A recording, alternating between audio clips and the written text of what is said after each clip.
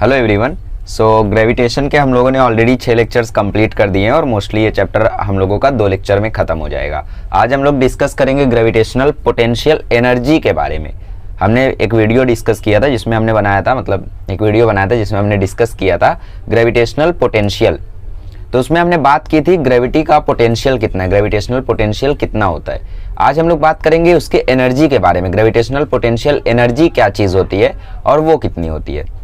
ठीक है, तो इसके लिए बेहतर होगा अगर आप वर्क पावर एनर्जी का पोटेंशियल एनर्जी वाला वीडियो देख कर आए हो, क्योंकि उसमें मैंने डीप में बताया है कि पोटेंशियल एनर्जी का असली मीनिंग क्या है। ठीक है, तो क्या नकली मीनिंग बताओगे? नहीं, आज भी असली मीनिंग ही बताऊंगा, टेंशन मत लो। बट उसमें आपको ज़्यादा डीप में समझ में आएगा, क्योंकि यहाँ पे कुछ टर्मिनोलॉजी में भी आपको ना समझे, जाने दो, सब बता देंगे। खुश? हाँ, आज हम लोगों का सेकंड लास्ट लेक्चर होगा और फिर अगले लेक्चर में ये चैप्टर हम लोगों का खत्म हो जाएगा, जिसमें हम लोग डिस्कस करेंगे सैटेलाइट्स के मोशन के बारे में, मोशन ऑफ सैटेलाइट्स। हर एक चीज़ डिस्कस कर डालेंगे हम लोग सैटेलाइट्स के मोशन के बारे में और वहाँ पे हम लोगों का चैप्टर खत्म हो जाएगा। ठीक है, सो दिवाली की छुट्टियाँ शुरू हो गई होंगी आप सभी की, और आज दिवाली भी है, so happy Diwali to all of you. और मैं विश करता हूँ कि ये छुट्टियाँ आपके लिए बेस्ट छुट्टियाँ हों। आप लोग जो जो करना चाहते हो सारी चीज़ें कर डालो। सो इसमें मैं कोई गिफ्ट तो नहीं दे सकता, बट एक ही गिफ्ट दे सकता हूँ कि मैं आपके लिए वीडियोस की फ्रीक्वेंसी बढ़ा दूँ। छुट्टियाँ मुझे भी मिली है, सो ठीक है। सो हम लोग क्या करने वाले, भी ढेर सारे वीडियोस बनाने वाले छुट्टियों में। ओके, सो फिजिक्स अभी तेज़ी से भागेगा जैसे केमिस्ट्री भागा था, और सिलेबस हम लोगों का जल्द से जल्द खत्म हो जाएगा। ओके, सो फालतू बातें नहीं, हम लोग बात करने वाले ग्रेविटेशनल पोटेंशियल एनर्जी के बारे में। Okay, so we are going to discuss about gravitational potential energy. So already मैंने आपको वर्क पावर एनर्जी के वीडियो में बताया था कि पोटेंशियल एनर्जी जैसी कोई चीज़ होती ही नहीं है। पोटेंशियल एनर्जी जैसी कोई चीज़ होती ही नहीं है। क्या होती है? Change in potential energy. Confuse मत होना, लास्ट टाइम हमने पोटेंशियल डिफरेंस को डिस्कस किया था, डेल्टा वी को डिस्कस किया था। आज हम पोटेंशियल एनर्जी डिस्कस करेंगे, मतलब आज डेल्टा यू डिस्कस करेंगे। यू और वी बहुत ज़्यादा डिफरेंस है दोनों के बीच में। ठीक है, सो ग्रेविटेशनल पोटेंशियल एनर्जी, तो ऑलरेडी मैंने आपको बताया कि पोटेंशियल एनर्जी नाम की कोई चीज़ होती ही नहीं है। क्या होती है? होती है चेंज इन पोटेंशियल एनर्जी। और चेंज इन पोटेंशियल एनर्जी हम लोग कैसे निकालते हैं? एक रेफरेंस पॉइंट लेते हैं जहां पे हम मान लेते हैं कि पोटेंशियल एनर्जी 0 है, और फिर उस रेफरेंस से हम लोग मेजर करते हैं, फिर जहां तक हमें मिलना रहता है हमें मिल जाता है। जैसे कई बार मैंने एग्जांपल दिया है कि जैसे स्केल से आप किसी चीज़ को मेजर कर रहे हो, जैसे मैं बोलूँ इस मार्कर की लेंथ बताओ, तो आप स्केल रखोगे, बोलोगे 15 सेंटीमीटर है। बोलूँगा कैसे बता दिया तुमने? तो बोलेगा यहाँ पे 15 सेंटीमीटर दिख रहा है। कैसे? 0 से शुरू हुआ 15 तक दिख रहा है, मतलब उसने कुछ और नहीं 15 - 0 किया है। ठीक है, अब अगर उसने स्केल के 1 से यहाँ पे रखा होता, स्केल का 1 यहाँ पे रखा होता, तो वहां 16 आता, तो क्या वो 16 बोलता? वो 16 नहीं बोलता, वो 16 - 1 15 ही बोलता। तो वो क्या कर रहा है? एक रेफरेंस पॉइंट मान रहा है, एक रेफरेंस, एक फिक्स्ड पॉइंट पे वो 0 मान ले रहा है, और फिर यहाँ तक हमें एब्सोल्यूट वैल्यू बता दे रहा है। क्या हाइट परफेक्टली डिफाइंड होती है? नहीं होती है। हम बेस लाइन पे मानते कि 0 है, हम मानते हैं जमीन पे हाइट हमारी 0 है, तो जमीन से मेजर करते तो हमारी हाइट आती है 150 सेंटीमीटर, 136 सेंटीमीटर, 140 सेंटीमीटर, है ना। तो नथिंग इज फिक्स्ड। हम लोग खुद से एक रेफरेंस पॉइंट पे उसको 0 मानते हैं, तब हम लेंथ को मेजर करते हैं। अभी अगर रेफरेंस पॉइंट पे वो 10 सेंटीमीटर हो जाए तो हमारी हाइट 160 सेंटीमीटर हो जाएगी, मतलब कुछ लोगों की हाइट, कुछ की 150 हो जाएगी। ठीक है, सो चेंज हो जाएगी। तो वैसे ही पोटेंशियल एनर्जी को हम लोग 0 मान लेते हैं एक जगह पे। कहाँ पे मानते हैं? इसमें ग्रेविटेशन में हम कहाँ पे 0 मानते हैं? इन्फिनिटी पे। ठीक है, सो कुछ पुरानी बातें याद करते हैं, जैसे मास m है आपके पास और ये डिस्टेंस r पे आप लोग जानते हो ग्रेविटेशनल फील्ड बनाएगा। ग्रेविटेशनल फील्ड को रिप्रेजेंट करते हैं E से। ग्रेविटेशनल फील्ड कितनी बनाता है? Gm/r। ठीक है, सो Gm/r² ये ग्रेविटेशनल फील्ड बनाता है। माइनस क्यों? अब देखो, ठीक है, माइनस इसलिए क्योंकि ये ग्रेविटेशनल फील्ड इसकी तरफ है, r वेक्टर इस तरफ, तो ये इस तरफ आया, नेगेटिव डायरेक्शन है, मतलब ये फील्ड किस तरफ है? इसकी तरफ है। जो भी यहाँ पे आएगा उसकी तरफ अट्रैक्ट होगा, इसलिए नेगेटिव। और यहाँ पे पोटेंशियल कितना आता है? सॉरी, स्केलर क्वांटिटी है, पोटेंशियल आता है -Gm/r। ठीक है, सो इस माइनस का क्या मतलब है? इस माइनस का मतलब है कि नेगेटिव डायरेक्शन में। इस माइनस का क्या मतलब है? इस माइनस का ये मतलब है कि एक पूरी की पूरी वैल्यू ही नेगेटिव है। There is difference between both of them. जैसे ग्राफ में आप लोगों को डाउट आया था कि आपने इसका ग्राफ ऐसा ऊपर से बनाया, इसका ग्राफ आपने नीचे से बनाया, जबकि दोनों नेगेटिव क्वांटिटी है। नहीं, ये माइनस दिखा रहा है कि डायरेक्शन अपोजिट है, और इसका माइनस दिखा रहा है कि ये वैल्यू नेगेटिव है। क्यों? क्योंकि v है स्केलर क्वांटिटी, इसका कोई डायरेक्शन ही नहीं होता है, और e है वेक्टर क्वांटिटी, तो इसका डायरेक्शन होता है। और वेक्टर्स की दुनिया में माइनस का मतलब अपोजिट डायरेक्शन। ठीक है, सो दोनों डिफरेंट है। अब पोटेंशियल एनर्जी जो आती है वो आती है -Gmm/r। हाँ, पोटेंशियल एनर्जी को हम लोग तभी डिफाइन कर सकते हैं जब हमारे पास दो या दो से ज्यादा मासेज हों। ध्यान से, दो नहीं, दो से ज्यादा होंगे तो भी हम लोग डिफाइन कर सकते हैं। फिलहाल यहाँ पे पोटेंशियल एनर्जी कितनी होगी, यहाँ पे पोटेंशियल एनर्जी 0 होगी। क्यों 0 होगी? क्योंकि यहाँ पे एक ही मास है। ऐसा रीजन दोगे, आगे आपको समझ में आएगा। ठीक है, सो पोटेंशियल बनने के लिए, पोटेंशियल एनर्जी बनने के लिए दो मासेस चाहिए। अब ऐसा क्यों, समझते थोड़ा सा। पोटेंशियल एनर्जी क्या होती है? पोटेंशियल एनर्जी मतलब हमारे अंदर की कैपेसिटी। जैसे अभी मुझसे कोई फाइट करने आ रहा है तो ऐसा तो है नहीं कि वो भर के चला जाएगा, है ना। मैं भी तो कुछ ना कुछ अपोज करूंगा, बात अलग है, हार जाऊंगा। सो मेरा भी अंदर कुछ ना कुछ पोटेंशियल है जो कि मैं ट्राई करूंगा। यहाँ पे मास एम के पीछे कोई आ रहा है नहीं, इसके ऊपर कोई भी चीज अटैक कर रही है, कुछ नहीं हो रहा है, तो इसका पोटेंशियल थोड़ी यहाँ पे दिखेगा। अब जैसे मैं यहाँ पे खड़ा हूँ, चुपचाप खड़ा हूँ यहाँ पे, तो मेरा पोटेंशियल थोड़ी दिखेगा।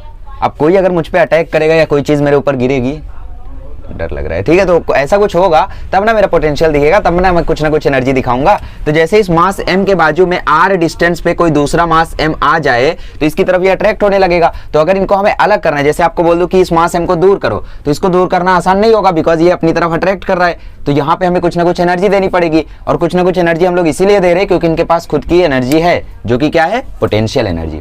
तो ग्रेविटेशनल पोटेंशियल एनर्जी होने के लिए दो मासेस का होना जरूरी है। तो इसका मतलब समझे, जैसे ही हम लोगों का मास m1 है, ये मास m2 है, तो इनकी पोटेंशियल एनर्जी होगी -Gm1m2/r। ये होती है ग्रेविटेशनल पोटेंशियल एनर्जी। पूरा का पूरा वैल्यू डिराइव करूंगा, टेंशन मत लो, ठीक है। तो पोटेंशियल एनर्जी समझ में आया। अगर हमें इनको दूर करना है तो ऑब्वियसली हमें बहुत ही ज्यादा फोर्स लगाना पड़ेगा। बहुत ही ज्यादा फोर्स क्यों लगाना पड़ेगा? क्योंकि इन लोग पास पास में अट्रैक्ट हो रहे हैं, कुछ ना कुछ तो इनका पोटेंशियल होगा ना। उस पोटेंशियल को अगर हमें खत्म करना है तो हमें इनको फोर्स लगानी पड़ेगी, एनर्जी देनी पड़ेगी। जैसे इलेक्ट्रॉन न्यूक्लियस के आजू बाजू घूम रहा है, अगर इलेक्ट्रॉन को हमें आजाद करना है तो हमें एनर्जी देनी पड़ती है, जिसको हम क्या बोलते हैं? Ionisation energy. केमिस्ट्री में चला गया, ठीक है, जाने दो, आ जाते कभी कभी, ठीक है। सो वो एनर्जी हमें देनी पड़ेगी। तो एनर्जी क्यों देनी पड़ रही है? क्योंकि उसके पास खुद की कुछ एनर्जी है, कुछ बाइंडिंग एनर्जी है, जिसने बाइंड करके रखा है इलेक्ट्रॉन को।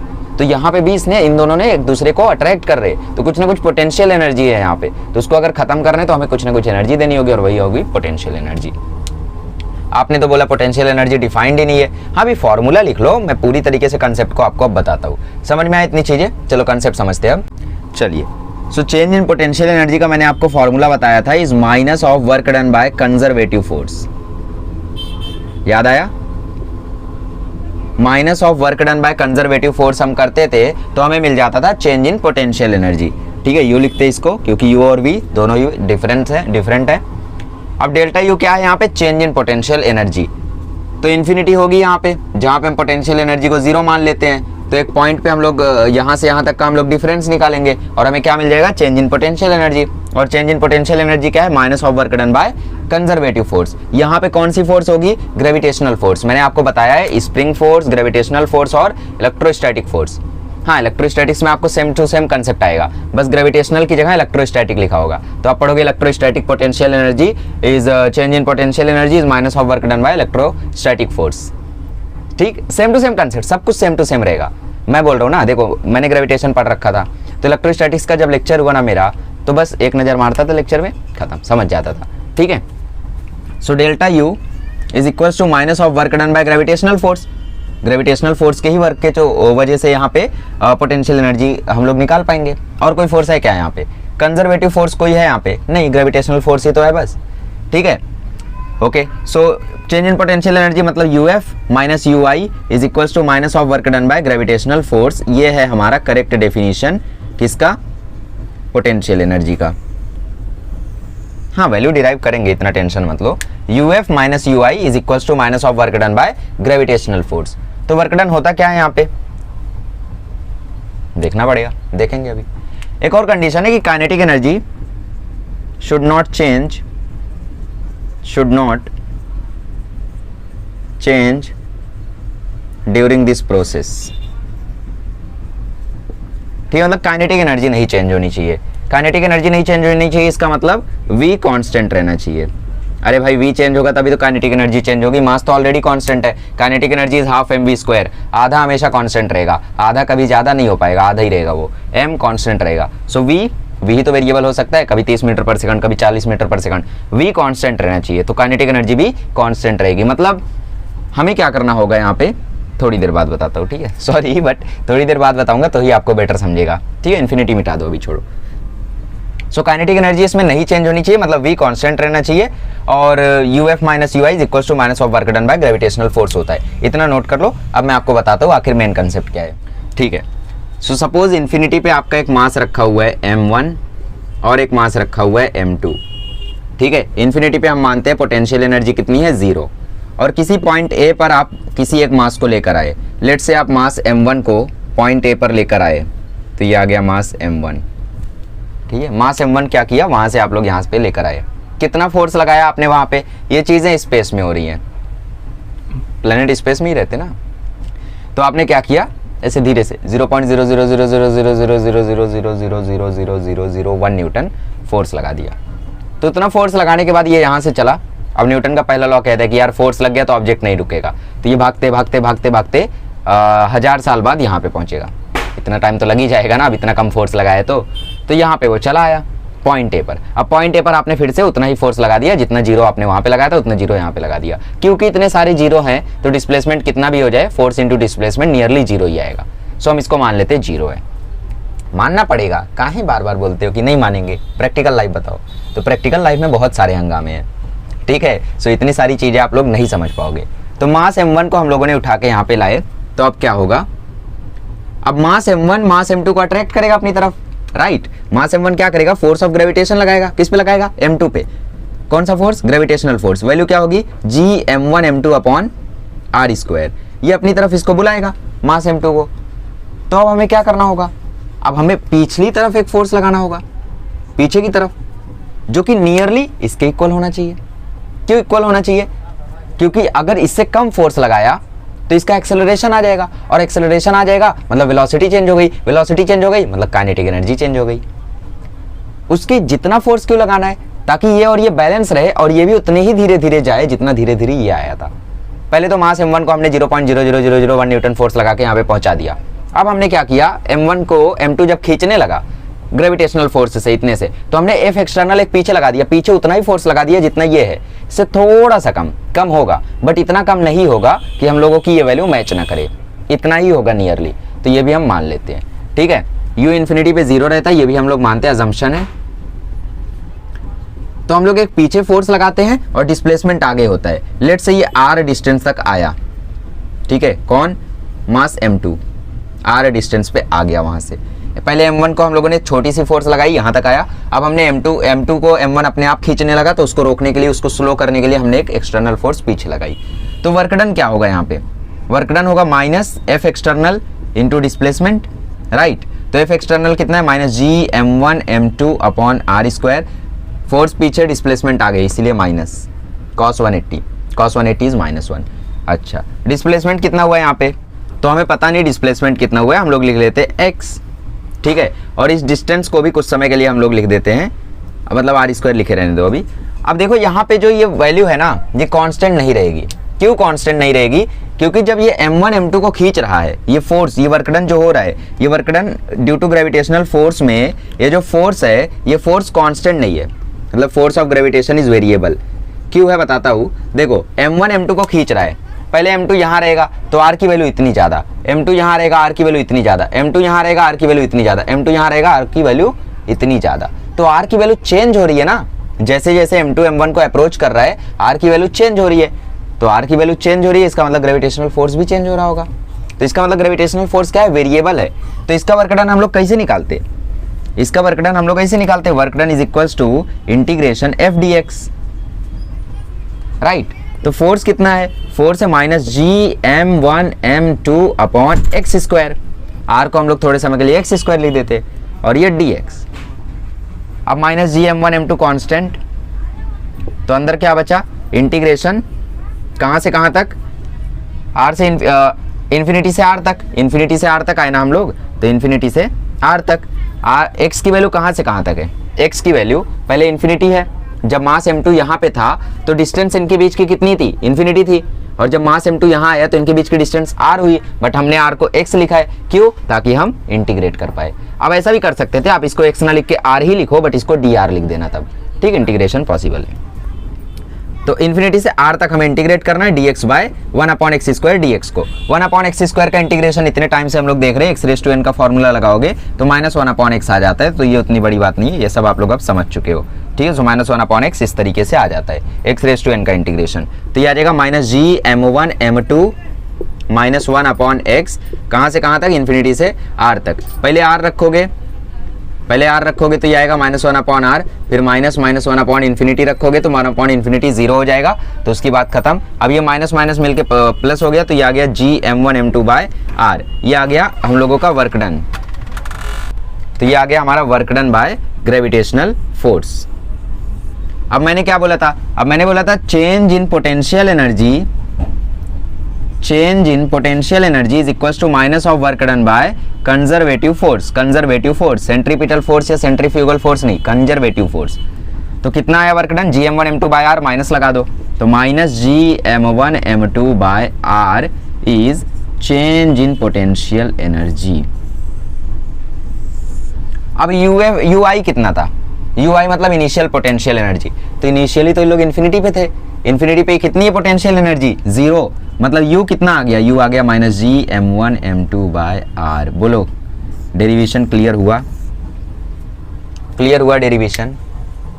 वर्क डन हम लोगों ने देखा वेरिएबल है, क्यों वेरिएबल है, क्योंकि फोर्स ऑफ ग्रेविटेशनल फोर्स यहाँ पे वेरिएबल है, r की वजह से, r की वैल्यू इन्फिनिटी पे इन्फिनिटी है, r की वैल्यू यहाँ पे r है, जैसे जैसे मास करीब आ रहा है वैसे वैसे r की वैल्यू घट रही है, वैसे वैसे फोर्स बढ़ रहा है, तो ये वेरिएबल है, तो इंटीग्रेशन से ही करना होगा, इंटीग्रेशन उतना हार्ड है भी नहीं, तो है ना, चिन्ह दिया यार, यहीं पे तो इंटीग्रेशन किए हो, 1/x² का इंटीग्रेशन -1/x, खत्म, तो ये कर लिया आपने, ठीक, करने के बाद आपको वर्क डन मिल गया। अब मैंने बोला था change in potential energy is minus of work done by conservative force, ठीक, तो माइनस आपने लगा दिया। अब uf माइनस ui मतलब इनिशियल पोटेंशियल एनर्जी, इनिशियली लोग इन्फिनिटी पे रखे हुए थे, इन्फिनिटी पे पोटेंशियल एनर्जी 0, तो ui की जगह आपने रख दिया 0, तो फाइनल वाली क्या मिल गई आपको, एब्सोल्यूट वैल्यू, तो u की वैल्यू क्या आ गई, -gm1 m2/r, ठीक है। अब ये work done by gravitational force जो निकाला है आपने, ठीक है, एक्चुअली ये work done by external force है, एक्चुअल में जो आपने work done by gravitational force लिखा है ये work done by external force है, ठीक है, बिकॉज ग्रेविटेशनल फोर्स के इक्वल आप लोग फोर्स लगा रहे हो, और ये वाली वैल्यू तो फिर पॉजिटिव आएगी ना, ग्रेविटेशनल फोर्स इधर, डिस्प्लेसमेंट इधर, तो वर्क डन तो पॉजिटिव आएगा। नहीं, ये जो आपने लिखा है ना, ये आपने लिखा है एक्सटर्नल फोर्स का वर्क डन, क्योंकि वो फोर्स अपोजिट है, डिस्प्लेसमेंट आगे है। क्या ग्रेविटेशनल फोर्स आपको खुद से लगाना पड़ रहा है, वो तो खुद ब खुद लग रहा है ना, आप कौन सा फोर्स लगा रहे हो, मैनुअल फोर्स यहाँ पे कौन सा है, एक्सटर्नल फोर्स, जो प्लेनेट को रोकने के लिए आप लोग लगा रहे हो, प्लेनेट को रोका भी जा सकता है, लीजेंड्स आर थिंकिंग, ठीक है। सो एफ एक्सटर्नल यहाँ पे आप लोगों ने लगाया, तो ये work done by external force actual में, ठीक, बट ये किसके इक्वल होगा, work done by external force equal होगा ग्रेविटेशनल फोर्स के, क्योंकि उन दोनों का फोर्स इक्वल होगा तभी तो ये बहुत स्लोली चलेगा, अगर बहुत कम हो गया तो बहुत तेजी से ये भागेगा, एक्सेलरेशन आ जाएगा, काइनेटिक एनर्जी चेंज हो जाएगी, जो कि हमें नहीं चाहिए। अगर बहुत कम और बहुत ज्यादा फोर्स आपने लगा दिया तब तो m2 पीछे भागने लगेगा, ये तो कहानी पलट जाएगी, तो इसके इक्वल ही है दोनों, इसीलिए हम लोगों ने ऐसा लिखा है, ठीक है। चलिए समराइज करते हैं क्या हमने सीखा।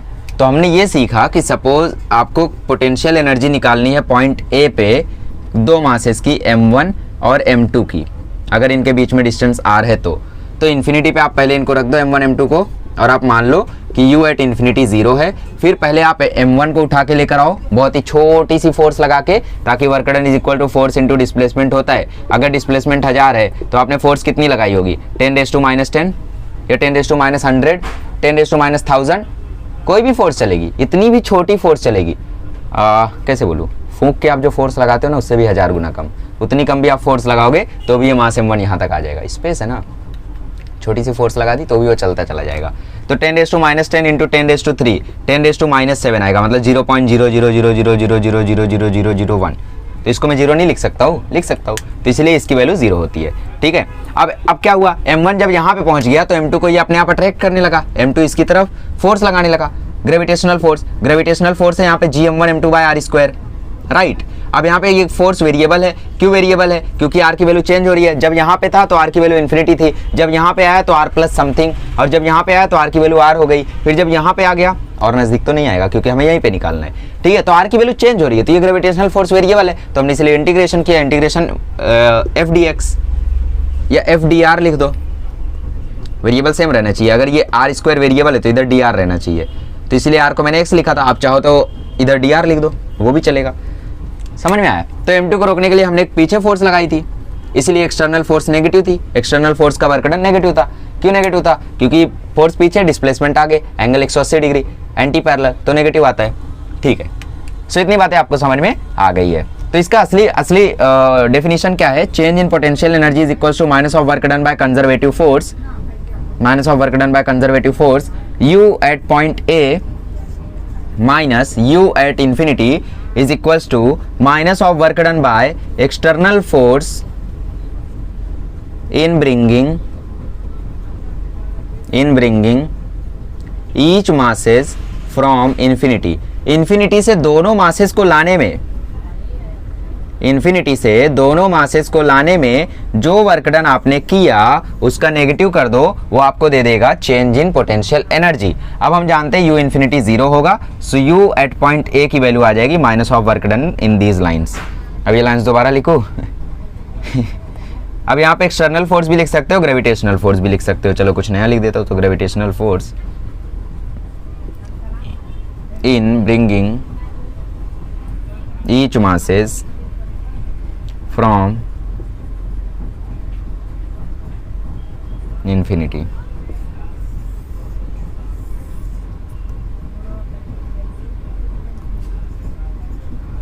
समझ में आया? डेफिनेशन क्या है? जिन दो मासेस के बीच का आपको पोटेंशियल निकालना है, दोनों मासेस को इन्फिनिटी पे रखो, एक को छोटी सी फोर्स लगा के यहाँ पे लाओ, दूसरे वाले को दूसरा वाला खुद से लाएगा, उसको रोकने के लिए एक एक्सटर्नल फोर्स पीछे लगाओगे, इंटीग्रेट करोगे, आंसर आ जाएगा। Correct definition, change in potential energy is equal to minus of work done by gravitational force, conservative भी बोल सकते हो। चेंज इन पोटेंशियल एनर्जी मतलब u final minus u initial, final minus initial ही change होता है ना, इनिशियल तो इन्फिनिटी पे था तो वो तो 0 हो गया, तो फाइनल वाली पोटेंशियल एनर्जी मिल गई और वही एब्सोल्यूट वैल्यू है, क्योंकि इनिशियल 0 है ना। जैसे आप दो लोगों को कंपेयर कर रहे हो, एक बंदा अच्छा है, एक बंदा बहुत अच्छा है, तो अच्छे वाले से जब बहुत अच्छे वाले को कंपेयर करोगे तो बहुत अच्छे वाले को आप सिर्फ अच्छा ही बोलोगे। बट अगर आप बहुत अच्छे स्टूडेंट को एक ऐसे स्टूडेंट से कंपेयर कर रहे हो जो कि बहुत ही बेकार है, तो आप बहुत अच्छे स्टूडेंट को बोलोगे ये तो बहुत बहुत अच्छा है। ठीक है, सो ये डिपेंड करता है कंपेयर किससे कर रहे हो। तो यहाँ पे 0 है इसकी वैल्यू, सो इसलिए UA यहाँ पे एब्सोल्यूट वैल्यू दे देगा, टोटल पोटेंशियल एनर्जी दे देगा। ठीक है, सो ये हो गया हमारा बेसिक डेफिनेशन पोटेंशियल एनर्जी का। अब हम लोग आगे बढ़ते हैं और चीज़ों को, न्यूमेरिकल्स को कैसे कैसे आ सकते हैं उनको डिस्कस करते हैं। ओके, सो पोटेंशियल एनर्जी को एक और डिराइव करने का तरीका है। अगर आपको याद हो तो वर्क डन का मैंने एक फॉर्मूला बताया था आपको, m डेल्टा v। ठीक है, सो स्कूल वगैरह में पूछ लेना कॉलेज में कि क्या हम इस मेथड से डिराइव करेंगे तो चलेगा क्या।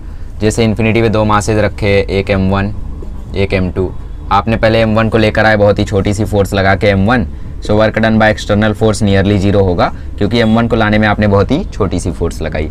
Work done by external force on m2 क्या होगा? वो होगा m डेल्टा v। m कौन सा? वो मास जिस पे फोर्स लग रहा है, तो m2। डेल्टा v क्या होगा? सपोज आपको r डिस्टेंस पर निकालना है, तो डेल्टा v होगा vr माइनस v इन्फिनिटी। अब पोटेंशियल एट r क्या होगा? पोटेंशियल एट r होगा minus G M by R. Potential at r क्या होगा? Minus G M by R ना। सो m2 vr की जगह minus G M by R, G m1 by R, infinity पे 0। Solve कर दो, ये देखो minus G m1 m2 by R. So college में पूछ लेना कि क्या ये मेथड करेक्ट है। अगर ये मेथड करेक्ट होगा सो आप लोग ये मेथड को भी यूज़ कर सकते हो डेरिवेशन के लिए।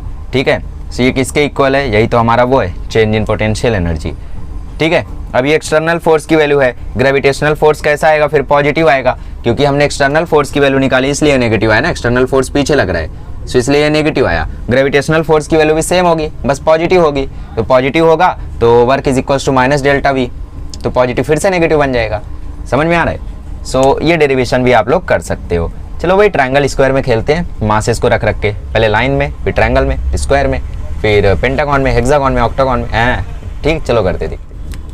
सो लेट्स से हमारे पास यहाँ पे एक 2 kg का मास रखा हुआ है और यहाँ पे हमारे पास 4 kg का मास रखा हुआ है, इनके बीच में डिस्टेंस है 5 मीटर। सो आपको निकालना है फोर्स की value, sorry potential energy.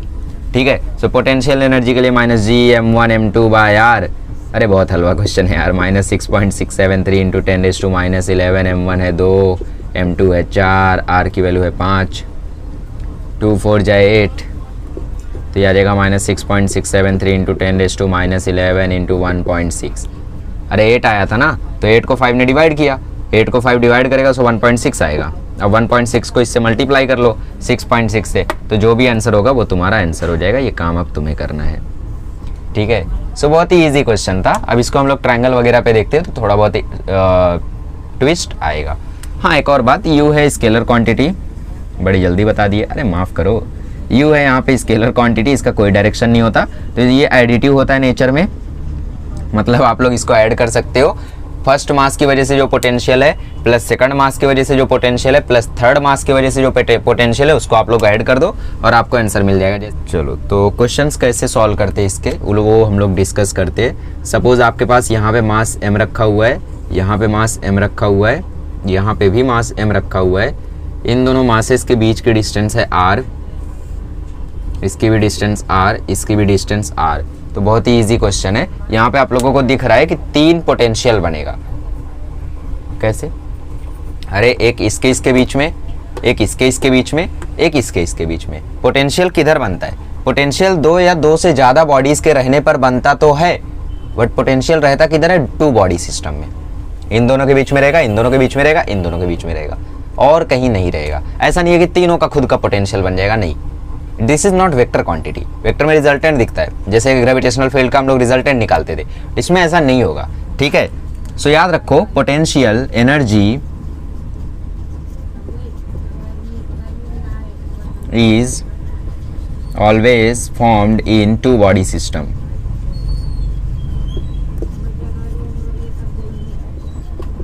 To body system, ठीक है। तो 2 मासेस के बीच में यहाँ पे पोटेंशियल एनर्जी बनेगी हमेशा। तो 3 मासेस के रहने पर अलग अलग बनेगी, इनके बीच में, इनके बीच में, इनके बीच में। अब यहाँ पे एक शॉर्ट ट्रिक मैं आपको दे सकता हूँ कि कैसे आप लोग निकालोगे कि कितने पोटेंशियल्स बनेंगे। उसके लिए तरीका होता है एक परम्यूटेशन कॉम्बिनेशन का, जिसका फॉर्मूला होता है NCR। NCR का फॉर्मूला होता है n factorial upon r factorial n minus r factorial. Factorial क्या चीज़ होती है? जैसे लिखा है 5 फैक्टोरियल, तो आप इसको ऐसे बढ़ाते जाओ, 5 × 4 × 3 × 2 × 1। लिखा है 6 फैक्टोरियल, तो बढ़ाते जाओ 6 × 5 कहाँ तक? 1 तक। लिखा है 3 फैक्टोरियल, तो बढ़ाते जाओ 3 × 2 × 1, ऐसा, ठीक है। इसको फैक्टोरियल बोलते हैं। अब जो यहाँ पे मैथ्स लिए उनको पता होगा, जो नहीं लिए कोई दिक्कत नहीं है। अब इतना तो आप लोग समझ सकते हो ना कि 3 बॉडीज़ हैं तो यहाँ पे 3 बनेगा, ठीक। और बॉडीज़ होती तो और बनता। अभी स्क्वायर में भी देखेंगे, इसी ट्रायंगल के ही कई सारे क्वेश्चन अभी हम लोग सॉल्व करने वाले हैं, ठीक है। सो NCR में यहाँ पे n की वैल्यू होगी number of masses, C R की वैल्यू मतलब कितने मासेस के बीच में पोटेंशियल बन रहा है। तो ऑलरेडी 2 बॉडी सिस्टम है, तो 2 बॉडी के बीच में बनेगा। तो 3C2, 4 मासेस आ गए तो 4C2, 5 मास आ गए तो 5C2, ऐसा आप लोग करोगे। अब n की जगह डालो 3 फैक्टोरियल, r की जगह डालो 2 तो 2 फैक्टोरियल, n की जगह 3, r की जगह 2 और बाहर फैक्टोरियल। फैक्टोरियल बाहर है, उसको अंदर मत मल्टीप्लाई कर देना, ऐसा कुछ नहीं होता है। 3 फैक्टोरियल ओपन करोगे तो 3 × 2 × 1, नीचे 2 फैक्टोरियल तो 2 × 1, 3 - 2 ऑलरेडी हो गया 1, सो 2 कैंसिल, देखो आ रहा है 3, मतलब यहाँ पे 3 पोटेंशियल्स बनेंगे। तो इसकी हेल्प लेके आप लोग कभी कभी अपने आप को करेक्ट कर सकते हो, ठीक है। इंपॉर्टेंट फार्मूला, n की जगह नंबर ऑफ मासेस, r की जगह हमेशा 2, r की वैल्यू हमेशा फिक्स्ड है इस पर्टिकुलर कंसेप्ट के लिए 2, तो NC2 लिख दूँ, NC2 लिख दो, r की जगह भी फिर 2 लिख देता हूँ, इस r की भी जगह मैं 2 लिख देता हूँ, और n क्या है? Number of masses. हो गया इजी। हाँ, तो मैं मेन बात बता रहा था कि यहाँ पे कितना होगा पोटेंशियल निकालते हैं। सो हमें निकालना u, एक तो इसके बीच में होगा, इन दोनों के बीच में, so होगा -GMM/r, माइनस इसके बीच में होगा GMM/r। आप माइनस क्यों कर रहे हो? प्लस करते ना, तो यहाँ पे प्लस लिखा था, बट ये वैल्यू तो माइनस होती है ना, इतना तो समझा करो। फिर प्लस, अब ये इन दोनों के बीच में भी same -GMM/r, so GMM is GM², so -GM²/r -GM²/r -GM²/r, ठीक है। अब r देखो कॉमन है, ऊपर हो गया -3GM², so -3GM² is the net potential energy यहाँ पे, ठीक है। सो इन तीनों मासेस की वजह से जो नेट पोटेंशियल एनर्जी बनेगी वो बनेगी -3GM²/r। समझ में आया कैसे किया हम लोगों ने? तीनों का निकाला हमने, इन दोनों के बीच का, इन दोनों के बीच का, इन दोनों के बीच का, स्केलर क्वांटिटी है, सो सीधा सीधा हमने जोड़ दिया। हाँ, यूनिट इसकी जूल होती है, ठीक है। एनर्जी की यूनिट जूल होती है, जानते हो आप। सो आगे बढ़ते हैं, और भी ऐसे टाइप के क्वेश्चंस देखते हैं। जैसे यहाँ पे आपके पास मास m है, यहाँ पे आपके पास मास 2m है, और यहाँ पे आपके पास मास 3m है। अब ये क्वेश्चन आप लोग ट्राई करो। ये एक आइसोसेलेस ट्रायंगल है जिसकी दो वैल्यूज़ हैं 2a 2a और बेस है इसका a। ठीक है, सो आप लोग इसका आंसर निकालो। ये क्वेश्चन मैंने खुद से बनाया है, सो मुझे भी इसका आंसर नहीं पता, जस्ट अभी बनाया है। ठीक है, सो सॉल्व करते देखते हैं। सो u आएगा, देखो पहले इन दोनों के बीच में देखो, so minus G M into 2m upon R, R कितना है 2a, फिर माइनस इन दोनों के बीच में जी एम, ऑलरेडी माइनस लिख दिया मैंने, सो जी 2m 3m बाय a, फिर माइनस जी इन दोनों के बीच में m 3m बाय 2a। सो इधर आ जाएगा minus 2gm square by 2a, इधर आ जाएगा minus 6gm square by a, और इधर आ जाएगा minus 3gm square by 2a। ठीक है, सो एक काम करो, इसको भी 2 से मल्टीप्लाई कर लो, साथ ही बन जाएंगे सब। So minus 2gm square by 2a minus 12gm square by 2a, 2 से मल्टीप्लाई कर दिया मैंने ऊपर नीचे, सो ये ऐसा हो गया minus 3gm square by 2a। अब 2a हो गया common, 2 12 14 3 17, so minus 17gm square by 2a is the final answer. ठीक है, तो ऐसे क्वेश्चंस कर ले जाओगे। चलो अब वैल्यूज पुट करके सॉल्व करते हैं। अभी तो हम लोग जनरल केसेस देख रहे थे, तो इसमें क्वेश्चन पूछ लेता है ये a है, ये 2a है, कभी कभी यहाँ पे 3a दे देगा। अच्छा, यहाँ पे 3a दे देता तो क्या होता, ये क्वेश्चन कॉपी कर लो पहले। ठीक, जो भी करना है कर लो पहले, फिर बताता हूँ। देखो अब सपोज बोल देता ये 2a की जगह है 3a, तो यहाँ पे आ जाता 3a, तो यहाँ पे देखो 2 2 कैंसिल हो जाता, 3 3 कैंसिल हो जाता, तो ये सीधा सीधा ऐड हो जाता -7 -1, मतलब -8gm स्क्वायर बाय a, तब आंसर ये आ जाता अगर ये 3a होता तो। ठीक है, चलिए आगे बढ़ते हैं और अब और क्वेश्चंस करते हैं ऐसे टाइप के। अब लेट से हमारे पास यहाँ पे एक 2 kg का मास है और यहाँ पे एक 4 kg का मास है, फाइनल क्वेश्चन है, कर लो आप लोग। और यहाँ पे एक 8 kg का मास है, इसके बीच में डिस्टेंस है 2 मीटर, इसके बीच में डिस्टेंस है 4 मीटर, और इसके बीच में डिस्टेंस है 8 मीटर। सो डिस्टेंस मैंने सेम टू सेम मास की तरह ली है ताकि कैलकुलेशन ईजी हो जाए।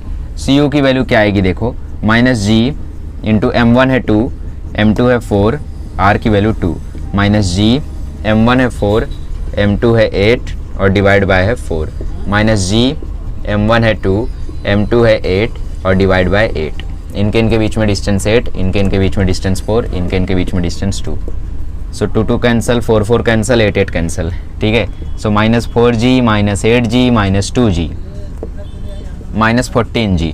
g की वैल्यू क्या होती है 6.67 इंटू 10⁻⁻11। सो 14 इंटू 6.67 कर दो, आंसर मिल जाएगा। सो 4 7 जा 28, 4 6 जा 24, 4 6 जा 24, 2 7 जा 14, ओके 7 6 6। सो 8 13 13।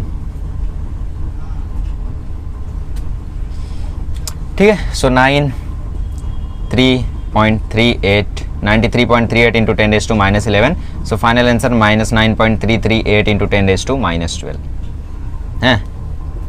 पॉइंट को पीछे लेकर गए ना, सो पावर एक कम होगी, पर माइनस में है तो मतलब एक बढ़ेगी। ठीक है, सो ऐसा होता है। चलो ठीक है, सो ये हो गया हमारा पोटेंशियल एनर्जी। अब देख लेना, मे बी पावर में गलती हो गई हो, बट ये वाला करेक्ट है। चलिए, सो सपोज यहाँ पे हमारे पास मास m1 है, यहाँ पे हमारे पास मास m2 है, यहाँ पे हमारे पास मास m3 है, यहाँ पे हमारे पास मास m4 है, और ये रखे हुए हैं स्क्वायर के वर्टाइसिस पर। रेक्टेंगल लगेगा पर मजाक मत उड़ाना, स्क्वायर ही है। ठीक है, और इसकी साइड है ए, तो आपको बताना है यहाँ पे u कितना होगा पोटेंशियल एनर्जी। तो हर दो मास के बीच की पोटेंशियल एनर्जी निकालो और जोड़ दो। सो इसके बीच में क्या होगा, -g m1 m2 upon a। इसके बीच में आया -g m1 m2 upon a। इसके बीच में -g m2 m4 upon a m3। अब इसके बीच में -g m2 m3 upon a। इसके बीच में, और m1 m4 के बीच में भी होगा, सो -g m1 m4 upon a। m1 m4 हो गया, m2 m3 हो गया, m4 m3 हो गया, m2 m3 हो गया, m1 m2 हो गया। और किसी के बीच में होगा क्या, यस, इसके और इसके बीच में भी तो होगा, इसके और इसके बीच में भी तो होगा, क्योंकि हमारा फॉर्मूला है 3c2, मतलब 3 फैक्टोरियल अपॉन 2 फैक्टोरियल और ये 1 फैक्टोरियल कर दिया मैंने डायरेक्ट। सो इसका आंसर आएगा 3 × 2। ऐसा कैसे हो गया। ठीक है, सो 3 फैक्टोरियल अपॉन 2 फैक्टोरियल और अपॉन में अच्छा 4 मासेज है ना, वही मैं सोचूं क्या हो रहा है। सो ये 4 फैक्टोरियल है, मतलब 4 इंटू 3। अब ये 2 फैक्टोरियल इसको काट देगा तो 4 3 जा कितना आया 12, और यहाँ पे कितना आएगा 2 फैक्टोरियल, और 12 अपॉन 2 क्या आ जाएगा 6। कन्फ्यूज्ड? देखो 4c2 मतलब 4 फैक्टोरियल अपॉन 2 फैक्टोरियल और अंदर 4 माइनस 2 फैक्टोरियल, तो ऊपर आया 4 इंटू 3 इंटू 2 और 1 लिखने की ज़रूरत नहीं है, नीचे आया 2 और ये 4 माइनस 2 भी आएगा 2, 1 लिखने की ज़रूरत नहीं है। 2 2 जा 4 कैंसिल, 3 2 जा 6, मतलब 6 सिस्टम्स बनेंगे। तो यहाँ पे तो 4 ही हुआ था, तो 2 और है ना M2 M3 के बीच में। सो माइनस जी M1 M3 के बीच में M3। अच्छा ये डिस्टेंस कितनी होती है, diagonal of A square is √2 into side, 10वीं से रटा रहा हूँ, सो √2a आएगा। माइनस जी इसके बीच में भी माइनस जी M2 M4 अपॉन √2a। अब चाहो तो यहाँ पे माइनस जी कॉमन ले लो, तो अंदर आ जाएगा M1 M2 upon a plus M3 M4 upon a plus M2 M3 upon a, सब प्लस की हो गया क्योंकि माइनस कॉमन ले लिया, plus M1 M4 upon a plus M1 M3 upon √2a plus M2 M4 upon √2a। ठीक है, ये हो गया हमारा फाइनल आंसर। अब वैल्यूज़ दी होती तो आप लोग पुट करके सॉल्व कर लेते। चलो मैं वैल्यूज़ दे देता हूँ, यह है 1, यह है 2, यह है 3 और यह है 4। ठीक है, यह है 4 और a की वैल्यू है यहाँ पे 2। चलो a की वैल्यू है 2, तो सॉल्व कर लो। अब देखो क्या आंसर आता है। ठीक है, कैलकुलेशन है, करना चाहिए, अच्छी बात है। आगे बढ़ते हैं। चलो थोड़ा सा नया क्वेश्चन लेते हैं।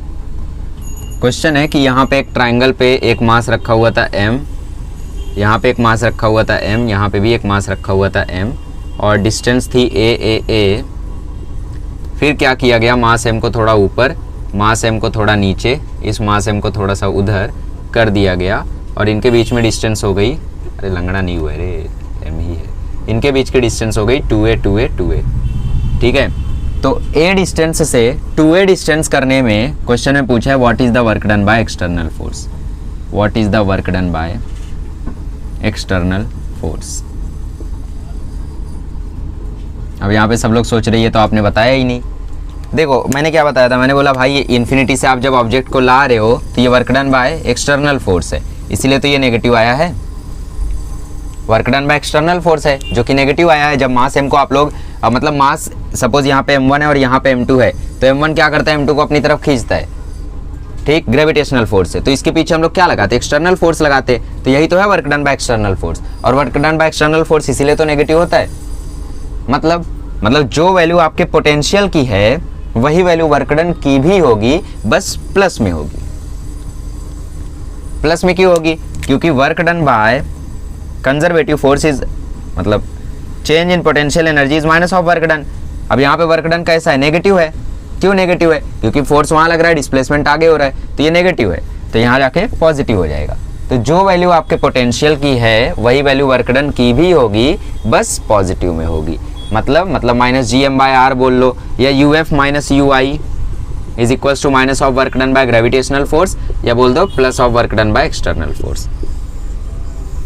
ऐसा आप लोग इसको बोल सकते हो, U F minus U I is equals to minus of work done by gravitational force, या फिर plus of work done by external force. तो दोनों चीज़ें यहाँ पे सही हैं। ठीक है, सो इसके लिए बताओ यू की वैल्यू, यू एफ यू आई, ये होगा हमारा यू आई और ये होगा हमारा यू एफ। फाइनली वैसा कर दिए, इनिशियली ऐसा था, तो फाइनली देखो क्या हो जाएगा, minus G M square upon 2a minus G M square upon 2a minus G M square upon 2a। Finally ऐसा रहेगा ना, यू एफ निकाल रहे हैं हम लोग, सो नीचे लिख देता हूँ यू एफ, सी आ जाएगा minus 3 G M square upon 2a। Initially कैसा था, इनिशियली था minus G M square upon a, समझ रहे हो ना, ये मास तो एम स्क्वायर हो गया, इनके बीच की डिस्टेंस 2 है, ये मास एम स्क्वायर हो गया, इनके बीच की डिस्टेंस 2 है, ये मास एम स्क्वायर, नीचे डिस्टेंस 2 है। ठीक है, अपॉन ए, इधर ऐसा उल्टा चलेगा, डिस्टेंस क्या रहेगी ए। सो ये वैल्यू आगे देखो minus 3 G M square upon a. अब U F minus U I कर दो, आंसर मिल जाएगा, U F minus U I is equal to plus of work done by external force या work done by external force. U F कितना है, U F है minus 3 G M square by 2a और U I कितना है minus 3 G M square by a। अब यहाँ पे इसको 2a कर दो, ऊपर नीचे 2 से मल्टीप्लाई करके, तो माइनस 3 माइनस 6। ठीक है, ये वैल्यू ऑलरेडी यहाँ पे ऑलरेडी माइनस है और यू आई हमारा माइनस में आया है, तो ये वैल्यू प्लस में हो जाएगी। नहीं समझे, ये ऑलरेडी यहाँ पे माइनस था और यू आई हमारा ऑलरेडी माइनस में आया है, तो माइनस माइनस प्लस हो जाएगा। ऊपर नीचे अब इधर 2 से मल्टीप्लाई करोगे तो -3 + 6 आएगा। सो आंसर आ जाएगा 3gm²/2a, work done by external force. समझ में आ गया? चलो आगे बढ़ते हैं और अब हम लोग अगला क्वेश्चन देखते हैं इसी टाइप का, work done by external force के कंसेप्ट पे। जैसे यहाँ पे आपको क्वेश्चन पूछ लिया कि आपका अर्थ है और अर्थ के सरफेस पे एक मास m रखा हुआ है और इनके बीच की डिस्टेंस r है, अर्थ का मास m है, बड़ा M, ठीक है। क्वेश्चन में पूछा है what will be the work done by external force in taking mass m away from the earth's gravitational field। अर्थ की ग्रेविटेशनल फील्ड से दूर ले जाने तक में कितना वर्क डन करना होगा, ये हमारा क्वेश्चन है। तो अर्थ की ग्रेविटेशनल फील्ड कहाँ ख़त्म होती है? इन्फिनिटी पे। मतलब हमें मास m को कहाँ लेकर जाना है? इन्फिनिटी पे। तो फाइनल पोटेंशियल एनर्जी क्या होगी? 0। तो UF माइनस UI क्या होगा? Work done. UF कितना? 0। इन्फिनिटी पे ही तो अर्थ की ग्रेविटेशनल फील्ड खत्म होती है। इसके वेलोसिटी का वीडियो देखो। और इनिशियली कितनी रही होगी? इनिशियली रही होगी -GMM/r is equals to work done. तो वर्क डन सीधा सीधा आ गया GMM/r। ई का था मजाक, ये मास m इसका, ये मास m इसका, ठीक है। तो ये कुछ नहीं था, बस छोटा सा क्वेश्चन था ऐसे ही टाइम पास के लिए।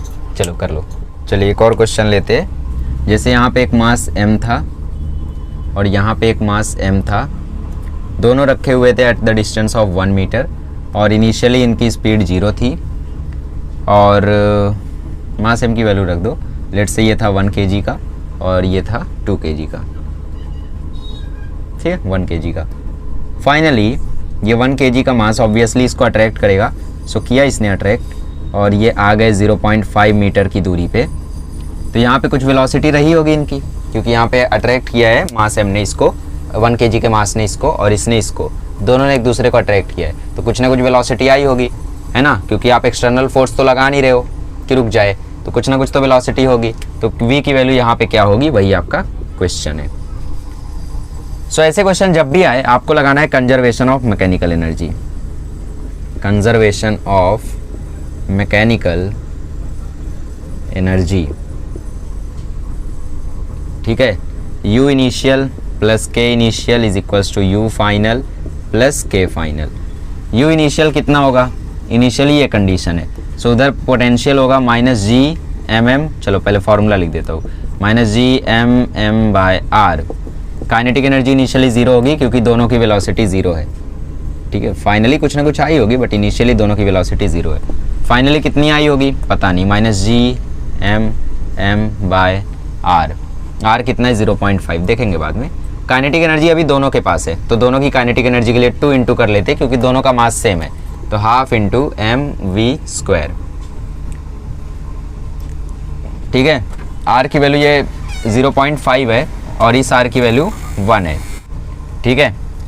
अब और क्या हो रहा है देखो, m कैंसिल हो रहा है, 2 भी कैंसिल हो रहा है, सो g भी तो कैंसिल हो रहा है। अरे इधर कहाँ g है? So -GM is equals to -GM plus v²।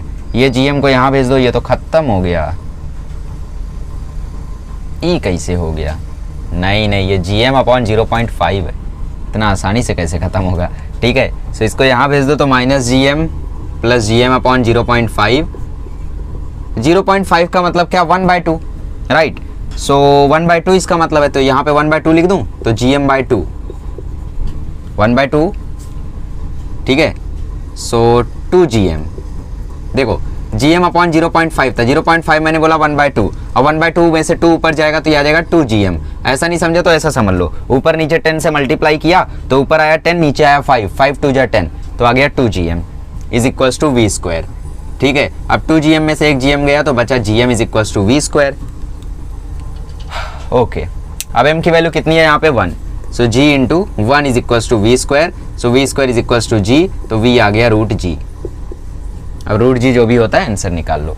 समझ में आया? तो बढ़िया क्वेश्चन था, ऐसे क्वेश्चंस आप लोगों को आ सकते हैं। अब फाइनल कंसेप्ट आपको बताता हूँ, फिर लेक्चर एंड करते हैं। चलिए अब लास्ट कंसेप्ट देखते हैं, potential energy at some height h from the surface of the earth. Potential energy at height h from surface of the earth. Actually एक क्वेश्चन नहीं, कंसेप्ट ही है। देखो कैसे, सपोज यहाँ पे आपके पास अर्थ है, अर्थ का मास m, सरफेस पे रखा हुआ एक मास m और इसकी डिस्टेंस है r, और मास m को आप लोग लेकर गए h हाइट ऊपर, ठीक है। सो इस h हाइट ऊपर पोटेंशियल एनर्जी कितनी होगी, यहाँ पे आपको सपोज ये क्वेश्चन पूछ लिया, तो इनिशियल पोटेंशियल एनर्जी यहाँ पे कितनी होगी, -G(m)m/r, क्योंकि सरफेस पे रखा हुआ है ना, सरफेस पे रखा हुआ है तो r की वैल्यू क्या है, रेडियस ऑफ द अर्थ के इक्वल, और G(mm) नॉर्मल। फाइनल कितना हो जाएगा, फाइनल हो जाएगा -G(m)m/r+h, राइट। तो हमें u चाहिए, मतलब चेंज इन u चाहिए, सो इसके लिए uf माइनस ui कर देंगे। सो uf कितना है, -G(m)m/r+h, माइनस g प्लस हो जाएगा mm/r, क्योंकि ऑलरेडी ये माइनस में है, यहाँ भी माइनस है तो प्लस हो जाएगा। अब यहाँ से G(mm) कॉमन ले लो, तो अंदर बचेगा 1/r माइनस 1/r+h। अरे ये माइनस में था ना तो वहाँ चला गया और ये प्लस वाला यहीं पे रह गया। शॉक हो जाती है पब्लिक, ठीक है। सो ये देखो r+h यहाँ मल्टीप्लाई होगा, r यहाँ मल्टीप्लाई होगा, सो ये आ जाएगा r+h माइनस r, और नीचे आ जाएगा r+h, सो ये आ जाएगा -G(m)m/h/r² + RH। यहाँ तक समझा। अब देखो इसको ओपन करते तो डेल्टा U आपका आ जाएगा -G(m)m)h/r² + RH। अब देखो G का वैल्यू क्या होता है, G का वैल्यू होता है अर्थ के लिए Gm/r², मतलब मैं Gm की जगह क्या लिख सकता हूँ, Gm की जगह लिख सकता हूँ Gr²। यहाँ पे m क्या है, मास ऑफ अर्थ, तो Gm की जगह मैंने लिख दिया Gr² mh/r² + RH। ये r² मैं नीचे भेज देता हूँ, या यूँ बोल दो ऊपर नीचे मैंने r² से डिवाइड कर दिया, तो ये आ जाएगा -Gmh, या फिर इसको सीधा लिख दो mgh, जो अच्छा लगता है। r² से ये डिवाइड हुआ तो 1, ये r² से डिवाइड हुआ तो एक r कैंसिल होगा, एक r नीचे रह जाएगा तो h/r आ जाएगा। सो ये आ गया डेल्टा U -mgh/1 + h/r। अच्छा, अर्थ की पोटेंशियल एनर्जी कितनी होती है, अर्थ की पोटेंशियल एनर्जी होती है mgh, राइट। अच्छा ओके, यहाँ पे गलती हुई है, Gmm मैंने कॉमन नहीं लिया था, मैंने -Gmm कॉमन लिया था, ठीक है। सो ये उल्टा कहानी होता, मेरे को Gmm कॉमन लेना था यहाँ से, सो माइनस नहीं आएगा, वही मैं सोचूं कि बताता हूँ क्या सोच रहा था, ठीक है। तो यहाँ से मैंने सिर्फ Gmm कॉमन लिया तो -1/r+h रह गया, तो देखो -1/r+h आया। अगर मैंने माइनस कॉमन लिया होता तो यहाँ पे +1/r+h आता और -1/r आता, ठीक है। तो यहाँ पे मैंने +Gmm कॉमन लिया था, ये थोड़ी सी मिस्टेक हो गई। सो डेल्टा U आ गया mgh/1 + h/r। अब ये h क्या है, h है हाइट, मतलब अर्थ के सरफेस से कितना ऊपर आप गए हो, ठीक है। अब लेट से आप 100 मीटर ऊपर गए हो, 100 मीटर ऊपर गए हो, और r की वैल्यू 6400, तो 100/6.4 × 10⁶, मतलब 0.1/6.4 × 10⁶। ये मतलब ऐसा हो जाएगा फिर 10⁻⁷ × 1/6.4, तो 10⁻⁷ देखो नियरली 0 के इक्वल है, उसको 6.4 भी डिवाइड कर देगा वो और 0 बन जाएगा। तो मतलब h/r अगर h की वैल्यू r से बहुत छोटी हो जाए तो इसका मतलब h/r नियरली 0 हो जाएगा, और h/r अगर 0 हो गया तो नीचे बचा 1। तो पोटेंशियल एनर्जी कितनी आएगी, ध्यान से देखो, पोटेंशियल एनर्जी आएगी फिर mgh। ओहो, यही तो हम बचपन से पढ़ते थे, यहाँ से आया था ये फॉर्मूला, ठीक है। समझ में आया, आज कंसेप्ट समझ में आया होगा कि mgh क्यों आया। आज तक समझते थे कि मास पे डिपेंड करता है, ग्रेविटी पे डिपेंड करता है, हाइट पे डिपेंड करता है, तो mgh लिख दिए। क्यों m + g + h क्यों नहीं लिख दिए, m/g/h क्यों नहीं लिख दिए? ऐसा भी तो कर सकते थे, सही इसीलिए नहीं किए क्योंकि ये डेरिवेशन है पूरा। समझ में आया। तो सबसे पहले हमने इनिशियल पोटेंशियल एनर्जी लिखी सरफेस के लिए जो कि है -Gmm रेडियस ऑफ द अर्थ, फिर हमने एट सर्टेन हाइट के लिए लिखा -Gmm/r+h, फिर चेंज इन पोटेंशियल एनर्जी हमने निकाला तो हमें ये वैल्यू मिली, यहाँ तक हम पहुंचे। फिर Gm की जगह हमने Gr² पुट कर दिया, फिर r² से ऊपर नीचे डिवाइड किया तो ये गायब हो गया, यहाँ पे 1 हो गया, यहाँ पे h/r बचा। एच अपॉन आर नियरली यहाँ पे 0 होता है, जब एच बहुत छोटा होता है आर से तब, तो इसीलिए डेल्टा यू आ गया mgh।